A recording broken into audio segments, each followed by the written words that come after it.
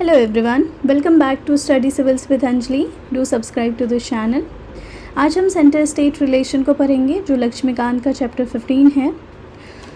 तो हम शुरुआत करते हैं। तो सोचो अगर इंडिया में सिर्फ सेंटर ही होता या सिर्फ स्टेट ही होते तो क्या इतने बड़े देश को एफिशिएंटली गवर्न किया जा सकता था? बिल्कुल नहीं, है ना। और इसीलिए कॉन्स्टिट्यूशन ने पावर को सेंटर और स्टेट के बीच में डिवाइड किया और इसी अरेंजमेंट को हम कहते हैं सेंटर स्टेट रिलेशंस। आज से ना आज जो है हम इस इम्पॉर्टेंट चैप्टर की शुरुआत करते हैं और हम समझते हैं कि एक्चुअली हुआ क्या और कैसे कैसे हुआ। ठीक है, सबसे पहले हम समझेंगे meaning of centre state relations. Centre state relation का मतलब है कि यूनियन गवर्नमेंट और स्टेट गवर्नमेंट के बीच में कॉन्स्टिट्यूशनल रिलेशनशिप। कॉन्स्टिट्यूशन का ऑब्जेक्टिव है कि एक तरफ नेशनल यूनिटी मेंटेन रहे और दूसरी तरफ स्टेट ऑटोनॉमी भी प्रोटेक्टेड हो। एग्जाम्पल सोचिए, जैसे एजुकेशन, पुलिस, एग्रीकल्चर जैसे मैटर्स में ना स्टेट का रोल इम्पॉर्टेंट है, लेकिन डिफेंस हो गया, फॉरेन अफेयर्स, करेंसी, इन सब पे जो है पूरे देश के लिए ना ये सब जैसे मैटर्स जो है पूरे देश के लिए कॉमन है और इसीलिए ये सेंटर्स के पास हैं। इसी बैलेंस को कॉन्स्टिट्यूशन मेंटेन करता है। अब ना 3 dimension of centre state relation को समझते हैं। तो सेंटर स्टेट रिलेशन को ना जनरली 3 पार्ट में डिवाइड किया जाता है। एक है लेजिस्लेटिव रिलेशन, दूसरा है एडमिनिस्ट्रेटिव रिलेशन एंड थर्ड है फाइनेंशियल रिलेशन। तो लेजिस्लेटिव रिलेशंस यानी लॉ बनाने की पावर किसके पास होती है, ये मेनली आर्टिकल 245 से 255 और 7 शेड्यूल में दिया गया है।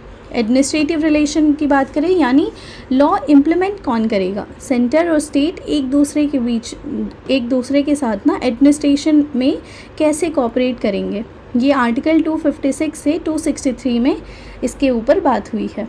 फाइनेंशियल रिलेशन की बात करें यानी टैक्स कौन कलेक्ट करेंगे, है ना, रेवेन्यू का डिस्ट्रीब्यूशन कैसे होगा, ग्रांट्स कैसे मिलेगी, ये आर्टिकल 268 से 293 में डिस्कस किया गया है। आज हम मेनली लेजिस्लेटिव रिलेशन पढ़ रहे हैं। ओके, सो सबसे पहले बात करते हैं लेजिस्लेटिव रिलेशन के बारे में। तो ये आर्टिकल बताते हैं कि सेंटर और स्टेट लॉ मेकिंग पावर कैसे शेयर करते हैं। जैसे आर्टिकल 245 की बात कर लें तो पार्लियामेंट पूरे इंडिया या किसी भी पार्ट के लिए ना लॉ बना सकती है। स्टेट लेजिस्लेचर सिर्फ अपने स्टेट या उसके किसी पार्ट के लिए लॉ बना सकती है। आर्टिकल 246 बात करता है कि ये ना सबसे इम्पॉर्टेंट आर्टिकल है कि union list, state list and concurrent list के बेसिस पर लेजिस्लेटिव पावर डिस्ट्रीब्यूट करता है। इसको हम ना नेक्स्ट पार्ट में इसको बात करेंगे। सो आर्टिकल 247 की बात करें तो पार्लियामेंट ज़रूरत पड़ने पर एडिशनल कोर्ट इस्टेब्लिश कर सकती है for better administration of law made by parliament. Okay, article 248 से 254 की बात करें तो ये लेजिस्लेटिव सब्जेक्ट्स और कॉन्फ्लिक्ट से रिलेटेड प्रोविजंस इसमें हैं, है ना। इनमें रेसिडिवरी पावर, डिस्ट्रीब्यूशन ऑफ सब्जेक्ट्स और बहुत सारी ऐसी चीज़ें, कॉन्सेप्ट आते हैं। आर्टिकल 255 की बात करें तो अगर किसी लॉ के लिए रिकमेंडेशन या प्रीवियस सैंक्शन कॉन्स्टिट्यूशनली रिक्वायर्ड थी और प्रोसीजरल डिफेक्ट हो गया हो तो सिर्फ उस बेसिस पर ना लॉ ऑटोमेटिकली ना इनवैलिड नहीं होगा। सब्जेक्ट होगा ये कॉन्स्टिट्यूशनल कंडीशन के लिए। इसके कुछ 4 एस्पेक्ट्स की बात कर लेते हैं। 4 एस्पेक्ट्स ऑफ लेजिस्लेटिव रिलेशन। तो अपना लेजिस्लेटिव रिलेशन को और सिंपल बना देते हैं। जैसे 4 मेजर एस्पेक्ट्स हैं। जैसे पहला है टेरिटोरियल एक्सटेंट ऑफ लॉ, मतलब कि लॉ किस ज्योग्राफिकल एरिया में अप्लाई होंगे। दूसरा है डिस्ट्रीब्यूशन ऑफ लेजिस्लेटिव सब्जेक्ट, मतलब कौन से सब्जेक्ट सेंटर का है, कौन सा स्टेट का है और कौन सा दोनों का है। थर्ड है parliamentary power over state subject. कुछ स्पेशल सिचुएशन में ना पार्लियामेंट स्टेट लिस्ट के सब्जेक्ट पर भी लॉ बना सकती है, जैसे नेशनल इंटरेस्ट के लिए, नेशनल इमरजेंसी के टाइम पे, ऐसे कुछ और कॉन्स्टिट्यूशनल सिचुएशन पे। तो इसको हम ना नेक्स्ट पार्ट में, नेक्स्ट लेक्चर में भी पढ़ेंगे इसको डिटेल में। फोर्थ है centre council over centres control over state legislature. कुछ केसेस में ना कॉन्स्टिट्यूशन सेंटर को स्टेट लेजिस्लेचर पर लिमिटेड कॉन्स्टिट्यूशनल कंट्रोल भी देता है। अब ना इसके टेरिटोरियल एक्सटेंट के बारे में बात कर लेते हैं। सबसे पहले पार्लियामेंट। तो पूरे इंडिया के लिए है ना। पार्लियामेंट लॉ बना सकता है पूरे इंडिया के लिए, इंडिया के किसी भी पार्ट के लिए, और कुछ सिचुएशन में तो एक्स्ट्रा टेरिटोरियल ऑपरेशन वाले लॉज भी बना सकती है। जैसे एग्जांपल, अगर कोई इंडियन सिटीजन्स अब्रॉड में टैक्स इवेजन करें तो पार्लियामेंट उससे रिलेटेड लॉ बना सकती है, ठीक है। स्टेट लेजिस्लेचर की बात करें तो स्टेट लेजिस्लेचर सिर्फ अपने स्टेट की टेरिटरी के लिए लॉ बना सकती है, उसके लॉज नॉर्मली ना स्टेट से बाहर ऑपरेट नहीं करते। सिंपल ट्रिक से याद रखना है कि पार्लियामेंट जो है वाइडर टेरिटोरियल जुरिस्डिक्शन होता है पार्लियामेंट के पास, और स्टेट लेजिस्लेचर के पास जो होता है ना वो स्टेट टेरिटरी होता है बस। अब हम ना थोड़ी बात कर लेते हैं कॉन्स्टिट्यूशनल बेसिस।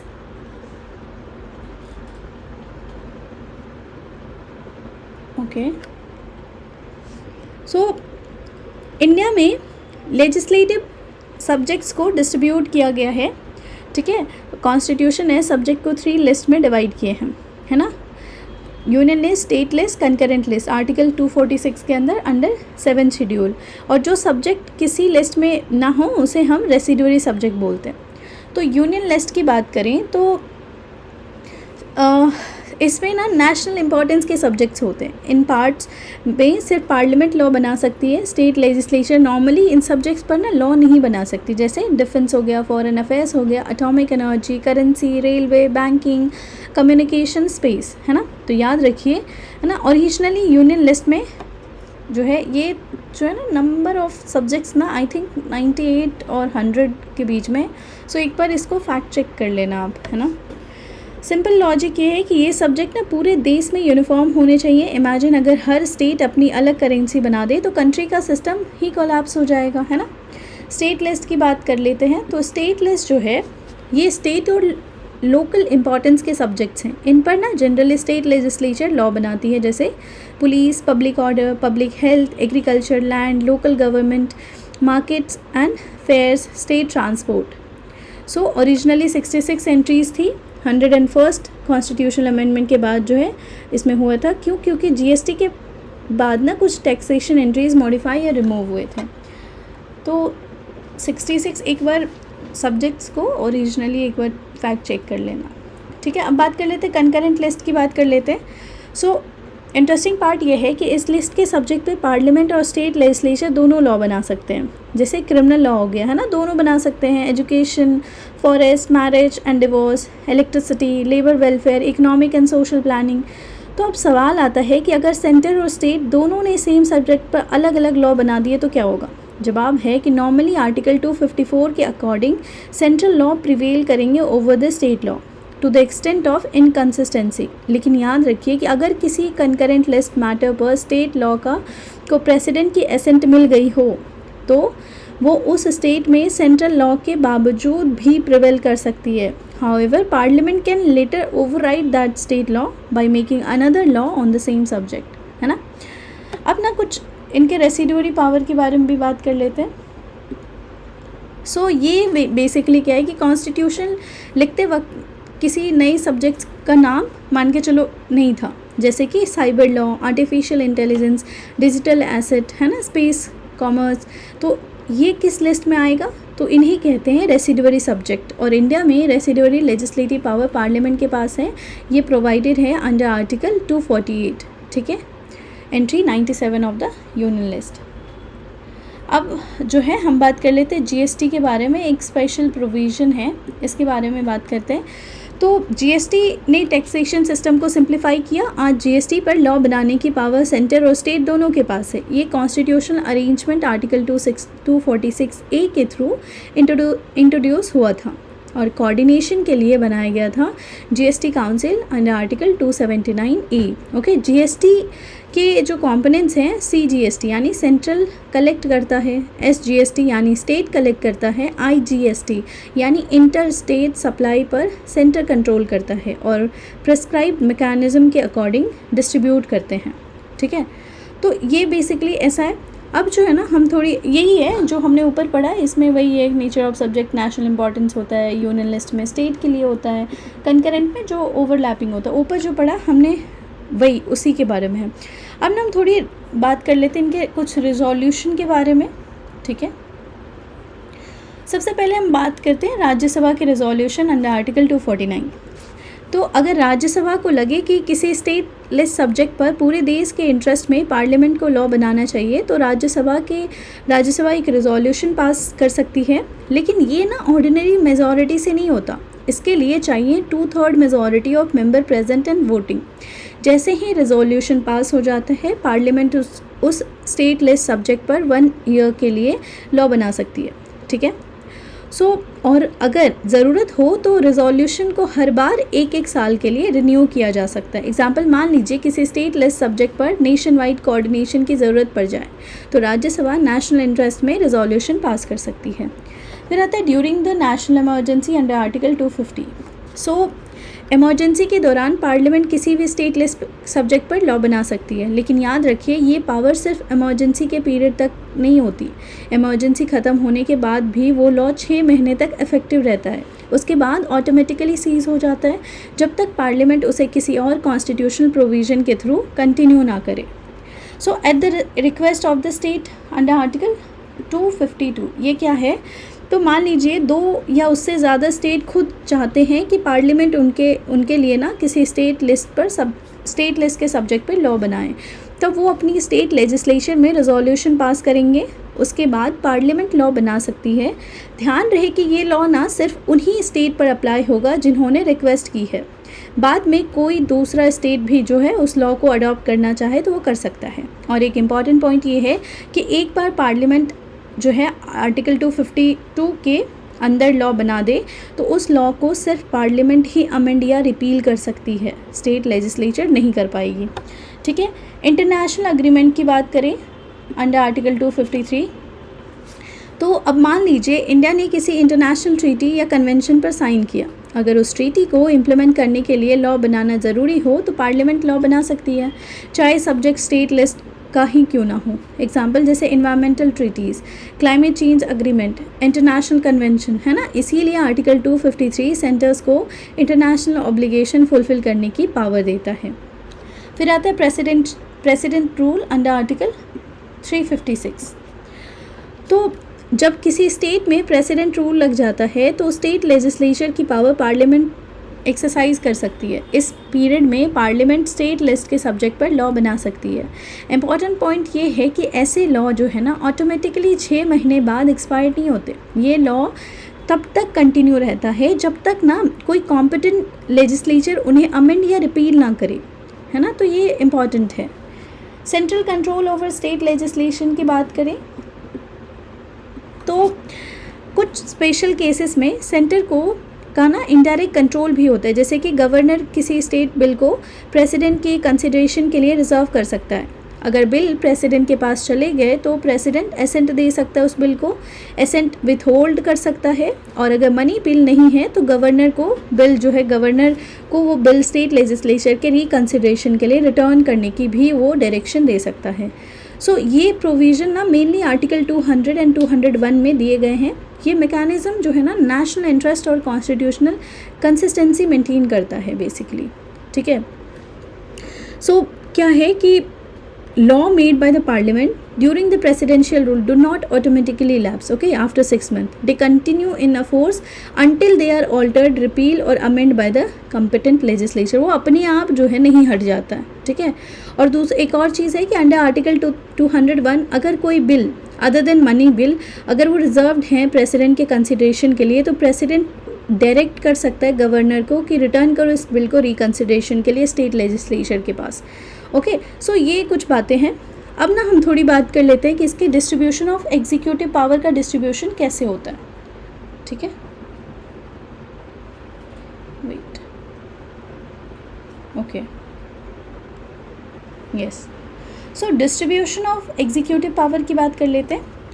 सबसे पहला बेसिक प्रिंसिपल समझते हैं कि जैसे लेजिस्लेटिव पावर डिवाइड हुई हैं वैसे ही एग्जीक्यूटिव पावर भी डिवाइड होती है।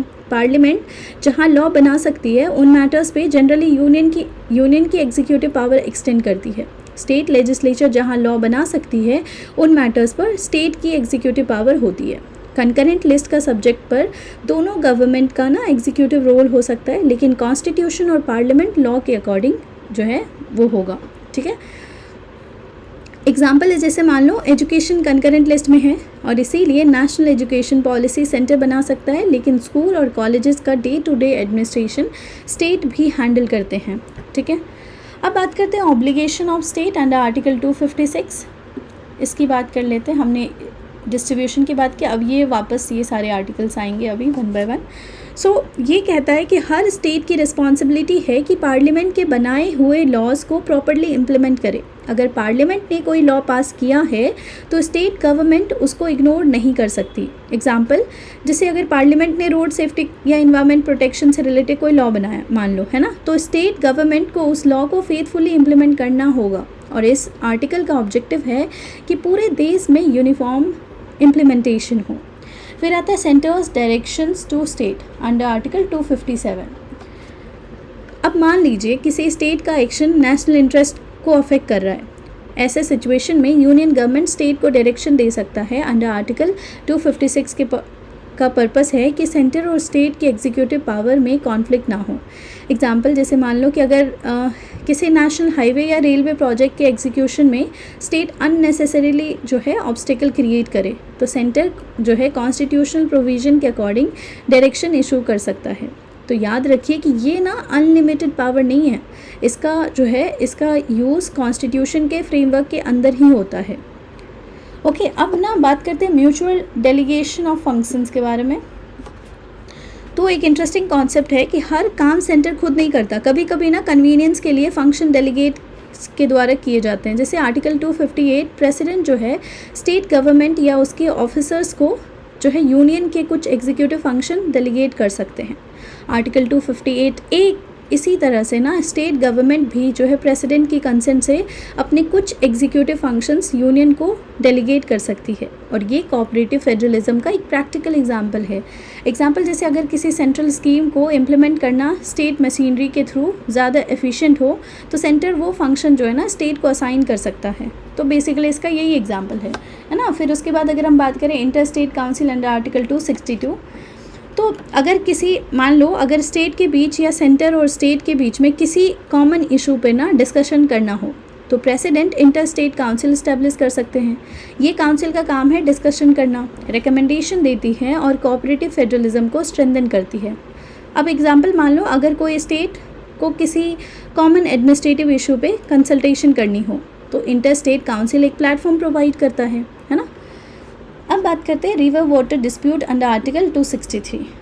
ये क्या कहता है, ये ना एक बहुत फेमस टॉपिक है कि इंडिया में कई रिवर्स एक स्टेट से दूसरे स्टेट में जाती है, तो कभी कभी उनके वाटर शेयरिंग को लेकर डिस्प्यूट हो जाते हैं, और इसीलिए आर्टिकल 262 पार्लियामेंट को पावर देता है कि वो inter state river water dispute के एडजुडिकेशन के लिए लॉ बनाए।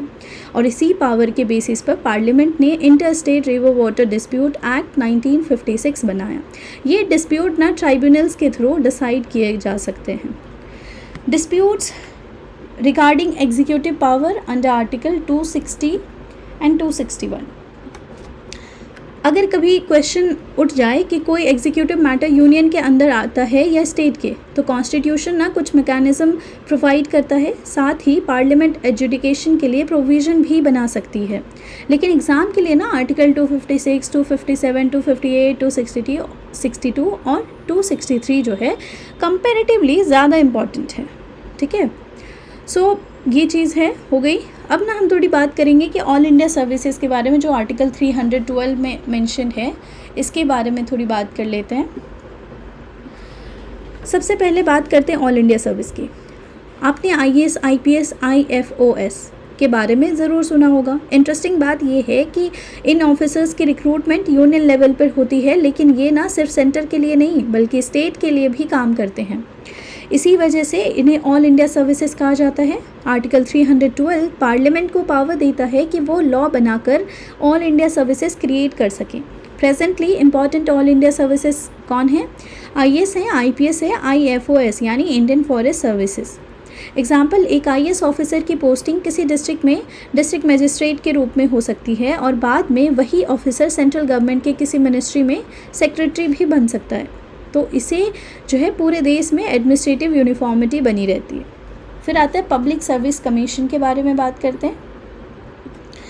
तो अगर सिविल सर्वेंट्स कि रिक्रूटमेंट इम्पार्शियल ना हो तो एडमिनिस्ट्रेशन वीक हो जाएगा, है ना। इसीलिए कॉन्स्टिट्यूशन ने पब्लिक सर्विस कमीशन का प्रोविज़न दिया। 3 टाइप होते हैं इनके, एक तो होता है UPSC for union services under article 315, state public service commission under article 315 to 323, and then आता है joint state public service commission, जो 2 या उससे अधिक स्टेट के लिए ना बन सकते हैं।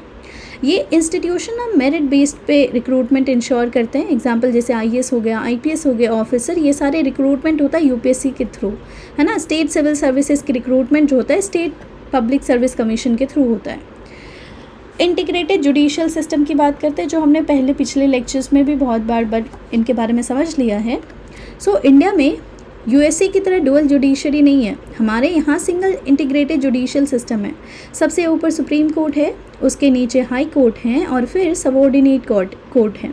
और इसी सिस्टम का एडवांटेज क्या है कि पूरे देश में ना लॉ की एक यूनिफॉर्म इंटरप्रिटेशन होती है। जैसे एग्जांपल कि अगर सुप्रीम कोर्ट किसी कॉन्स्टिट्यूशनल इशू पर जजमेंट दे देता है तो उसका इफ़ेक्ट ना पूरे इंडिया में होता है और इसी से ना लीगल यूनिफॉर्मिटी मेंटेन होती है।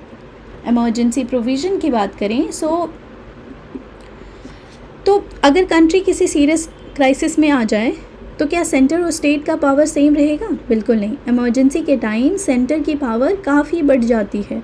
नेशनल इमरजेंसी अंडर आर्टिकल 352, जहाँ पे सेंटर स्टेट को डायरेक्शन दे सकता है और एडमिनिस्ट्रेटिव कंट्रोल और स्ट्रांग हो जाता है उनका, ठीक है। प्रेसिडेंशियल रूल अंडर आर्टिकल 356, अगर किसी स्टेट में ना कॉन्स्टिट्यूशनल मशीनरी फेल हो जाए तो प्रेसिडेंट रूल जो है लग सकता है वहाँ पे, और स्टेट एडमिनिस्ट्रेटिव प्रेसिडेंट के नाम पर गवर्नर के थ्रू चलाया जाता है। Financial emergency under article 360, so financial discipline maintain करने के लिए ना सेंटर स्टेट को डायरेक्शन दे सकता है। ये प्रोविज़न एक्सेप्शनल सिचुएशन के लिए है, ओके। अब ना कुछ हम इम्पॉर्टेंट कॉन्स्टिट्यूशनल प्रोविजंस को भी देख लेते हैं, ओके। सो आर्टिकल 256 जो है state must implement parliamentary laws, इसकी बात करता है। 257 union can issue direction to state in specified situation. Article 258 बात करता है कि यूनियन जो है can delegate function to state. Article 258A जो है वो बोलता है कि स्टेट जो है can delegate function to the union with the president consent, okay. So ये आर्टिकल्स ना सेंटर और स्टेट के बीच में कोऑर्डिनेशन मेंटेन करने का काम करता है। कुछ एक्स्ट्रा कॉन्स्टिट्यूशनल डिवाइसेस की बात करें जिसमें आता है नीति आयोग। पॉलिसी कोऑपरेशन और कोऑपरेटिव फेडरलिज्म को स्ट्रेंथन करता है ये। जोनल काउंसिल, ये जो है ये नेबरिंग स्टेट के कॉमन इशू डिस्कस करने के लिए बनाए गए हैं। इंटर स्टेट काउंसिल की बात करें तो ये ना सेंटर और स्टेट के बीच कंसल्टेशन का कह सकते हैं कॉन्स्टिट्यूशनल फोरम है ना। अगर national development council again farmer body है जो प्राइम मिनिस्टर हेड करते हैं, जो प्रमोट करता था plan coordination and centre state consultation. GST council, GST implementation के लिए सेंटर और स्टेट मिलकर ना डिसीजन लेते हैं, है ना। रिवर वाटर ट्राइब्यूनल्स की बात करें तो inter state river water dispute को रिजॉल्व करने के लिए ना ये इस्टेब्लिश किए जाते हैं। ये सब इंस्टीट्यूशन दिखाता है कि इंडिया जो है इंडियन फेडरलिज्म सिर्फ कॉन्स्टिट्यूशनल टेक्स्ट नहीं है, प्रैक्टिकल कोऑपरेशन भी यहाँ पे होता है ना। अब थोड़ा हम फाइनेंशियल रिलेशन को भी थोड़ी देख लेंगे, इनके फाइनेंशियल रिलेशन की बात कर लेते हैं, ओके। सो फाइनेंशियल रिलेशन का सिंपल मीनिंग है कि सेंटर और स्टेट के बीच में टैक्सेशन पावर, रेवेन्यू शेयरिंग और फाइनेंशियल असिस्टेंस का डिस्ट्रीब्यूशन। कॉन्स्टिट्यूशन ब्रॉडली बताता है कि कौन टैक्स लगाएगा, टैक्स का पैसा किसको मिलेगा, ग्रांट कैसे मिलेगा और बोरोविंग कैसे होगी। ये सब ना आर्टिकल 268 से 293 के अंदर कवर है, ठीक है। Allocation of taxation power, taxing power, तो ये ना इम्पॉर्टेंट कॉन्सेप्ट है। हर गवर्नमेंट हर टैक्स नहीं लगा सकती। कॉन्स्टिट्यूशन ने टैक्सेशन पावर डिवाइड की है। यूनियन टैक्सेस यानी नेशनल इंपॉर्टेंस वाले टैक्सेस, जैसे कि कस्टम ड्यूटी हो गया, है ना, कॉरपोरेशन टैक्स हो गया, tax on income other than agriculture income, है ना, ये सारे आ गए। स्टेट टैक्स की बात करो तो जैसे कि कह सकते हो कि स्टेट इंपॉर्टेंस के लिए होता है टैक्स, जैसे लैंड रेवेन्यू, है ना, स्टेट एक्सरसाइज करता है, अल्कोहल पे, लिकर पे, इन सब चीज़ों पे, व्हीकल पे टैक्स लगाता है, इलेक्ट्रिसिटी पे टैक्स लगाते हैं, जैसे कि इसीलिए ना हर स्टेट की जो है पर यूनिट इलेक्ट्रिसिटी का जो क्या बोलते हैं चार्ज डिफरेंट होता है ना। जीएसटी के बाद जो है इनडायरेक्ट टैक्सेशन में काफ़ी चेंजेस आए हैं और इसीलिए सेंटर और स्टेट दोनों जीएसटी फ्रेमवर्क के थ्रू जो है टैक्स कलेक्ट करते हैं। डिस्ट्रीब्यूशन ऑफ टैक्स रेवेन्यू की बात कर लेते हैं। तो आप मान लीजिए सेंटर ने टैक्स कलेक्ट किया, तो क्या सारा पैसा सेंटर के पास ही रहेगा? नहीं, है ना। कई टैक्सेस का रेवेन्यू सेंटर और स्टेट के बीच में शेयर होता है। ये शेयरिंग ना फाइनेंस कमीशन की रिकमेंडेशन के बेसिस पर होता है। जैसे एग्जांपल कि इनकम टैक्स का डिवीजन पूल जो है स्टेट के साथ शेयर किया जाता है। इसका ऑब्जेक्टिव है कि हर स्टेट को उसकी फाइनेंशियल रिक्वायरमेंट के अकॉर्डिंग रिसोर्स मिल सके। फिर जीएसटी काउंसिल, फिर से इसके बारे में पढ़ लेते हैं। तो जीएसटी इंडिया का बिगेस्ट टैक्स रिफॉर्म में से एक है। पहले अलग अलग इनडायरेक्ट टैक्सेस थे, ठीक है, लेकिन बाद में ना जीएसटी सिस्टम में सेंटर और स्टेट मिलकर डिसीजन लेते हैं और इसीलिए कॉन्स्टिट्यूशन ने आर्टिकल 279A के अंडर जीएसटी काउंसिल इस्टेब्लिश किया था। काउंसिल में जो है यूनियन फाइनेंस मिनिस्टर जो होते हैं वो चेयरमैन होते हैं, यूनियन मिनिस्टर ऑफ स्टेट जो होते हैं वो मेंबर होते हैं, है ना, और सभी स्टेट के फाइनेंस मिनिस्टर उसके मेंबर होते हैं। ये काउंसिल जो है state rates GST rates, exemption और पॉलिसी रिकमेंडेशन देती है और ये कोऑपरेटिव फेडरलिज्म का ना कह सकते हो one of the best example माना जाता है, ठीक है। फाइनेंशियल कमीशन की बात कर लेते हैं अंडर आर्टिकल 280।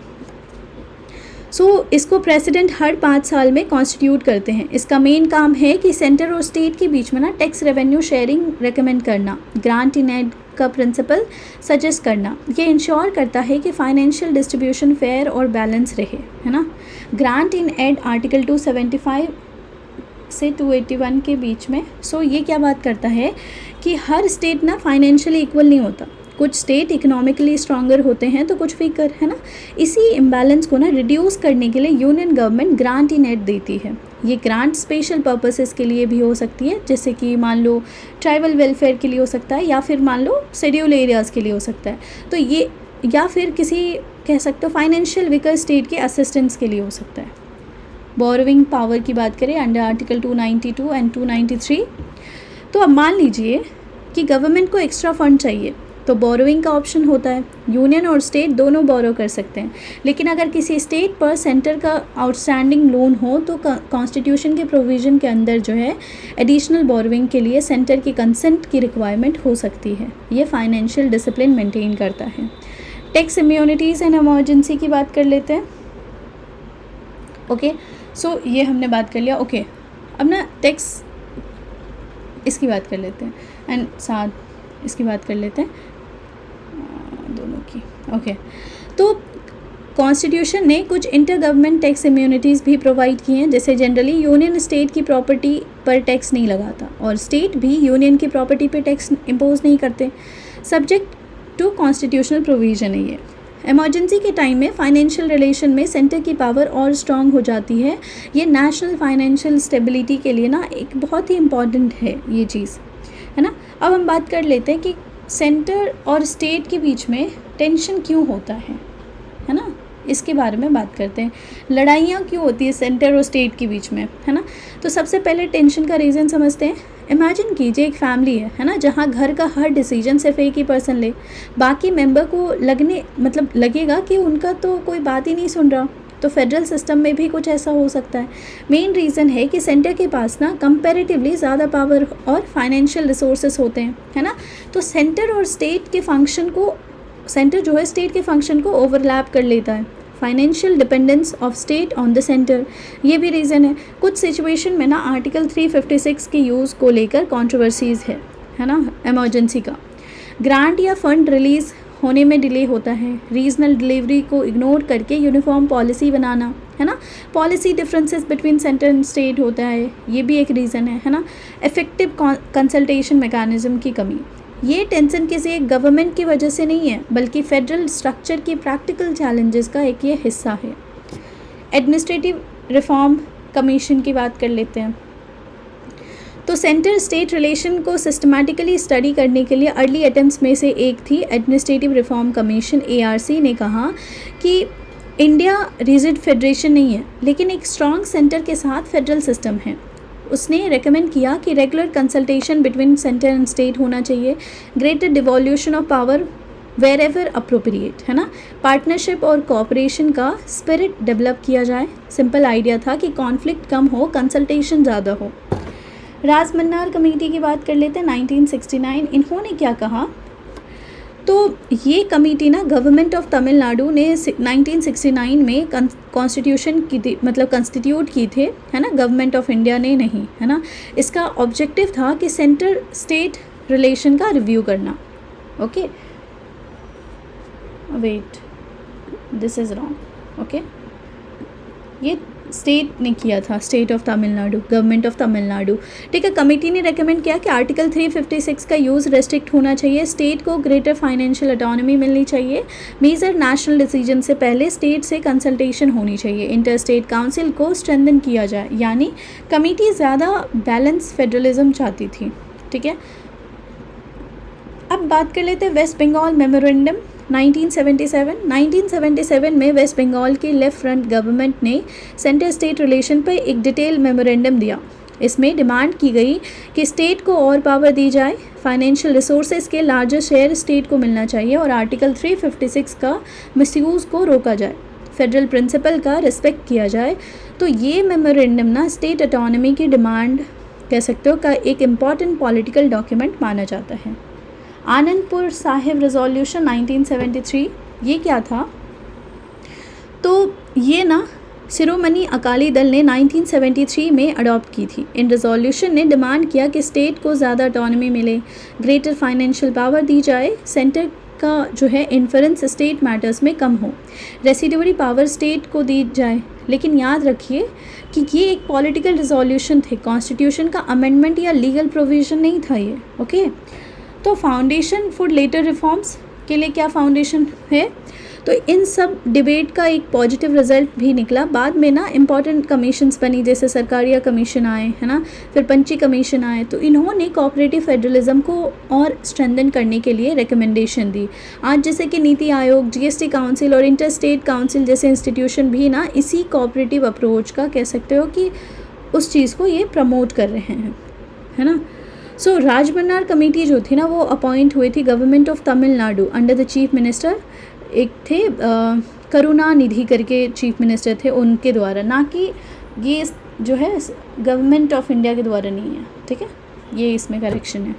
तो अब ना हम थोड़ी बात करेंगे सरकारिया कमीशन के बारे में, थोड़ा जो हमने अभी एक वन लाइन में बात किया था उसको करेंगे एंड देन कंक्लूड करेंगे इस चैप्टर को। तो सबसे पहले हम सरकारिया कमीशन के बारे में बात कर लेते हैं। तो ये कमीशन 1 जून 1983 को गवर्नमेंट ऑफ इंडिया ने कॉन्स्टिट्यूट किया था। चेयरमैन थे जस्टिस R.S. सरकारिया। रिपोर्ट 1987 में सबमिट की। इसका मेन ऑब्जेक्टिव था कि सेंटर स्टेट रिलेशन को एग्जामिन करना और दोनों के बीच में कोऑर्डिनेशन और अंडरस्टैंडिंग डेवलप करना। सिंपल लैंग्वेज में ये कमीशन देखना चाहता था कि कॉन्स्टिट्यूशन का फेडरल सिस्टम प्रैक्टिकल लाइफ में और स्मूथली कैसे चले। उसके बाद पंची कमीशन 2007 से 10, तो अप्रैल 2007 में गवर्नमेंट ऑफ इंडिया ने अपॉइंट किया। चेयरमैन थे इसके justice Madan Mohan Punchhi. Justice MM Punchhi थे जो former chief justice of India थे। इसने अपनी रिपोर्ट 2010 में सबमिट की। इसका मैंडेट था कि बदलते पॉलिटिकल और एडमिनिस्ट्रेटिव इन्वायरमेंट के हिसाब से ना सेंटर स्टेट रिलेशन का रिव्यू करना और रिफॉर्म सजेस्ट करना, यानी सरकारिया कमीशन के बाद नए चैलेंजेस को एड्रेस करना। कुछ मेजर रिकमेंडेशंस की बात करते हैं, तो अब देखते हैं कि दोनों कमीशन की कुछ इंपॉर्टेंट रिकमेंडेशन, जैसे लेजिस्लेटिव रिलेशंस। तो आर्टिकल 356 का यूज़ ना सिर्फ एक्सेप्शनल सिचुएशन में होना चाहिए, president rule routine political tools नहीं बनना चाहिए, है ना। गवर्नमेंट को भी ना कॉन्स्टिट्यूशनल हेड की तरह काम करना चाहिए, ना कि सेंटर के पॉलिटिकल रिप्रेजेंटेटिव की तरह गवर्नर को, है ना। और जब पार्लियामेंट स्टेट लेस से रिलेटेड मैटर्स पर लॉ बनाएं तो स्टेट से कंसल्टेशन होनी चाहिए। फिर उसके बाद आता है एडमिनिस्ट्रेटिव रिलेशन में उन्होंने क्या कहा। दोनों कमीशन ने कहा कि इंटर स्टेट काउंसिल को इफेक्टिवली यूज़ किया जाना चाहिए। याद रखिए कि इंटर स्टेट काउंसिल पहले ही कंसल्टेशन के कॉन्स्टिट्यूशन के आर्टिकल 263 में प्रोवाइडेड है। सरकारिया कमीशन ने इसे एक्टिवेट और कह सकते हो स्ट्रेंथन करने पे जोर दिया। स्टेट को अननेसेसरी डायरेक्शन देने के बजाय कंसल्टेशन को प्रेफरेंस मिलनी चाहिए। ऑल इंडिया सर्विसेज जैसे कि IAS और IPS को कंटिन्यू रहने की रिकमेंडेशन भी दी गई, क्योंकि ये ना नेशनल इंटीग्रेशन और एडमिनिस्ट्रेटिव यूनिफॉर्मिटी मेंटेन करते हैं। सो जोनल काउंसिल को भी एक्टिव बनाने की बात की गई। फाइनेंशियल रिलेशन की बात करें तो फाइनेंशियल इशू में रिकमेंडेशन थी कि फाइनेंस कमीशन को और स्ट्रेंथन किया जाए, स्टेट को फाइनेंशियल रिसोर्सेज का लार्जेस्ट शेयर मिले, grant in aid need based होनी चाहिए, प्लानिंग प्रोसेस में स्टेट को ग्रेटर पार्टिसिपेशन मिले। सिंपल एग्जांपल, अगर स्कूल का प्रिंसिपल सारा कह सकते हो बजट खुद डिसाइड करे और टीचर की ओपिनियन ना ले तो प्रॉब्लम होंगी ना। इसी तरह से स्टेट की पार्टिसिपेशन भी इम्पॉर्टेंट है। जनरल रिकमेंडेशन क्या था? सबसे इम्पॉर्टेंट मैसेज था कि सेंटर और स्टेट कॉम्पिटिटर नहीं है, पार्टनर हैं। म्यूचुअल ट्रस्ट, रेगुलर कंसल्टेशन और डिस्प्यूट रिजोल्यूशन मैकेनिज्म को स्ट्रेंथन करना चाहिए, और यही कोऑपरेटिव फेडरलिज्म की कह सकते हो कि फाउंडेशन है। ठीक है, कोऑपरेटिव फेडरलिज्म की बात कर लेते हैं। एक इंटरेस्टिंग कॉन्सेप्ट है कि कोऑपरेटिव फेडरलिज्म का मतलब है सेंटर और स्टेट मिलकर काम करें, जैसे GST council, NITI Aayog, inter state council. यहाँ डिस्कशन होते हैं ना, कंसल्टेशन होती है और मिलकर पॉलिसीज़ बनाई जाती है। रियल लाइफ एग्जांपल जैसे मान लो कि ग्रुप प्रोजेक्ट तभी सक्सेसफुल होता है जब सब मेंबर्स कोऑपरेट करते हैं, वैसा ही कॉम्पिटिटिव फेडरलिज्म। वैसे तो हमने पढ़ लिया है इसे, बस ये रिवाइज ही कर रहे हैं। कॉम्पिटिटिव फेडरलिज्म, यहाँ ना स्टेट हेल्दी कंपटीशन करता है, कौन ज़्यादा इन्वेस्टमेंट अट्रैक्ट करेगा, कौन बेटर रोड बनाएगा, कौन बिजनेस फ्रेंडली पॉलिसीज़ लाएगा और कौन एजुकेशन और हेल्थ केयर इम्प्रूव करेगा।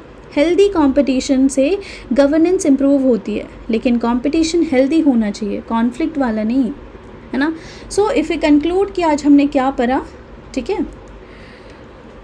सरकारी और पंची कमीशन का मेन ऑब्जेक्टिव था कि सेंटर और स्टेट के बीच में ट्रस्ट बढ़ाना, कोऑर्डिनेशन इंप्रूव करना और फेडरल बैलेंस को मेंटेन करना। और मॉडर्न इंडिया का कह सकते हो, मॉडर्न इंडिया का मंत्र है कि cooperate where necessary, compete where beneficial, और यही इंडियन फेडरलिज्म की स्ट्रेंथ है। So if you like this lecture, do subscribe to this channel. Till then keep learning. Thank you so much.